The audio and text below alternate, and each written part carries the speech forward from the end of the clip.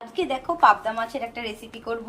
আমি নিচে সানরাইজের সর্ষে পাউডার, আমি আজকে সর্ষে পাবদা দেখাবো। তো চলো রেসিপিটা তোমাদেরকে দেখিয়ে নিই। মাছে আমি নুন হলুদ মাখিয়ে এবার আমি কড়াইতে বসিয়ে দিয়েছি গরম তেল। এবার আমি মাছগুলো ভেজে নেব।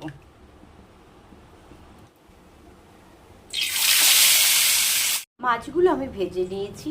আর আমি সানরাইজের সর্ষে পাউডার নিয়েছি, কাঁচা লঙ্কা বাটা নিয়েছি, 1 চামচের মতন জিরের গুঁড়ো নিয়েছি, আর নুন হলুদ তো দিয়েইছি।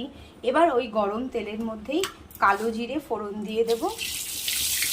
দিয়ে আমি এই মশলাটা দিয়ে একটু কষিয়ে নেব। মশলাটা আমার কষানো হয়ে গেছে, এবার মাছগুলো আমি দিয়ে দেবো। একটু নাড়াচাড়া করেই আমি নামিয়ে নেব।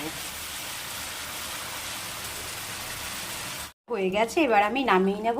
তার আগে একটু আমি সর্ষের তেল দিয়ে দিলাম, দিয়ে এবার আমি নামিয়ে নেব। মাছটা আমি নামিয়ে নিয়েছি।